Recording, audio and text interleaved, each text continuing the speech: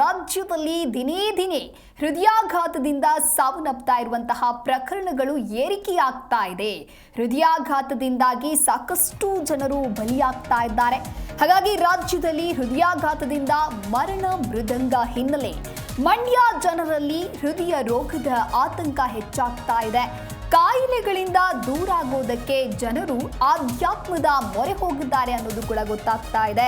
ವೇದೋಪನಿಷತ್ನಲ್ಲಿದೆಯಂತೆ ಹೃದ್ರೋಗಕ್ಕೆ ಮಂತ್ರೌಷಧ. ಮದ್ದೂರಿನಲ್ಲಿ ರಾಘವೇಂದ್ರ ಪುರೋಹಿತ ನೇತೃತ್ವದಲ್ಲಿ ಜಪ ಮಾಡಲಾಗ್ತಾ ಇದೆ. ಜನರಿಗೆ ಹೃದ್ರೋಗದಿಂದ ಪಾರಾಗೋದಕ್ಕೆ ಆಧ್ಯಾತ್ಮದ ಜಪಕ್ಕೆ ಮೊರೆ ಹೋಗಿದ್ದಾರೆ. ಓಂ ಶಿವ ಪದಹಿ ವಿದ್ಮಹೆ ಸೌಂದರ್ಯ ರೂಪಿ ಧೀಮಹಿ ತನ್ನೋ ಮೋಹಿನಿ ಪ್ರಚೋದಯತ್ ಮಂತ್ರ ಅಂತ ಹೇಳಿ ಈ ಒಂದು ಮಂತ್ರ ಹೃದ್ರೋಗಕ್ಕೆ ಮದ್ದಂತೆ.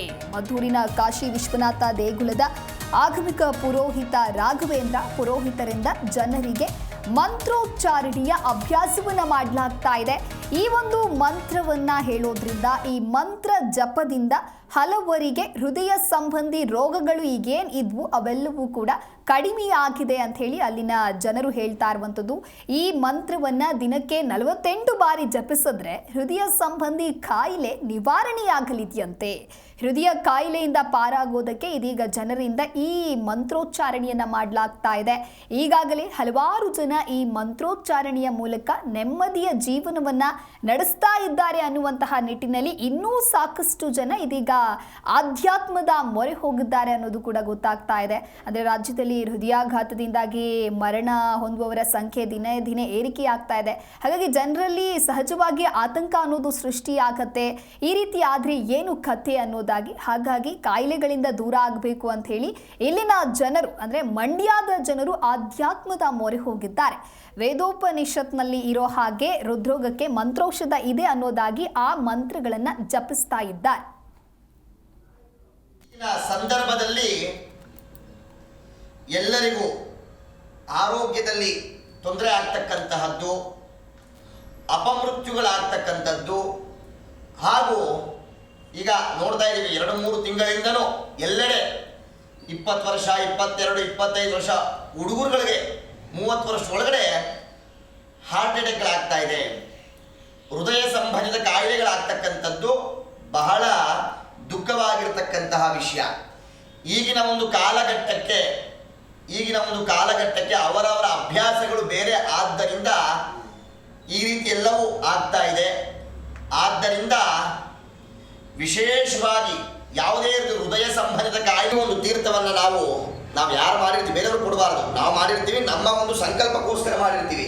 ಈ ಒಂದು ತೀರ್ಥವನ್ನ ನಾವು ಸೇವನೆ ಮಾಡೋದ್ರಿಂದ ಯಾವುದೇ ಹೃದಯ ಸಂಬಂಧಿತ ಕಾಯಿಲೆಗಳು ಬರುವುದಿಲ್ಲ, ಶರೀರಕ್ಕೆ ಯಾವ ಬಾಧೆಗಳು ಬರುವುದಿಲ್ಲ. ಅದು ಅಪಮೃತ್ಯುನ ಗೆದ್ದವನೇ ಮಹಾಮೃತ್ಯುಂಜಯ.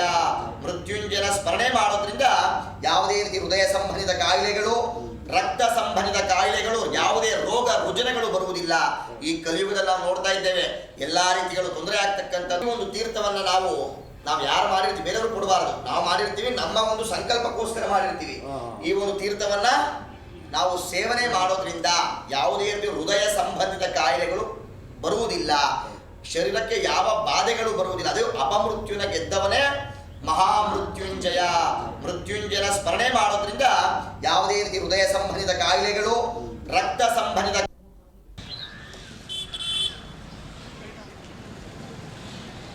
ಒಂದು ತೀರ್ಥವನ್ನ ನಾವು ಯಾರು ಮಾಡಿರ್ತೀವಿ, ಬೇರೆಯವರು ಕೊಡಬಾರದು. ನಾವು ಮಾಡಿರ್ತೀವಿ, ನಮ್ಮ ಒಂದು ಸಂಕಲ್ಪಕ್ಕೋಸ್ಕರ ಮಾಡಿರ್ತೀವಿ.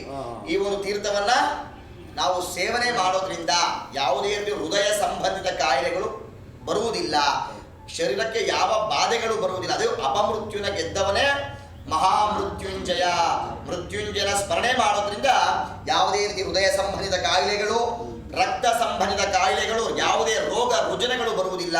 ಈ ಕಲಿಯುಗದಲ್ಲಿ ನಾವು ನೋಡ್ತಾ ಇದ್ದೇವೆ ಎಲ್ಲಾ ರೀತಿಗಳು ತೊಂದರೆ ಆಗ್ತಕ್ಕಂಥದ್ದು. ಒಂದು ತೀರ್ಥವನ್ನ ನಾವು ಯಾರು ಮಾಡಿರ್ತೀವಿ, ಬೇರೆಯವರು ಕೊಡಬಾರದು. ನಾವು ಮಾಡಿರ್ತೀವಿ, ನಮ್ಮ ಒಂದು ಸಂಕಲ್ಪಕ್ಕೋಸ್ಕರ ಮಾಡಿರ್ತೀವಿ. ಈ ಒಂದು ತೀರ್ಥವನ್ನ ನಾವು ಸೇವನೆ ಮಾಡೋದ್ರಿಂದ ಯಾವುದೇ ರೀತಿ ಹೃದಯ ಸಂಬಂಧಿತ ಕಾಯಿಲೆಗಳು ಬರುವುದಿಲ್ಲ, ಶರೀರಕ್ಕೆ ಯಾವ ಬಾಧೆಗಳು ಬರುವುದಿಲ್ಲ. ಅದು ಅಪಮೃತ್ಯುನ ಗೆದ್ದವನೇ ಮಹಾಮೃತ್ಯುಂಜಯ. ಮೃತ್ಯುಂಜಯನ ಸ್ಮರಣೆ ಮಾಡೋದ್ರಿಂದ ಯಾವುದೇ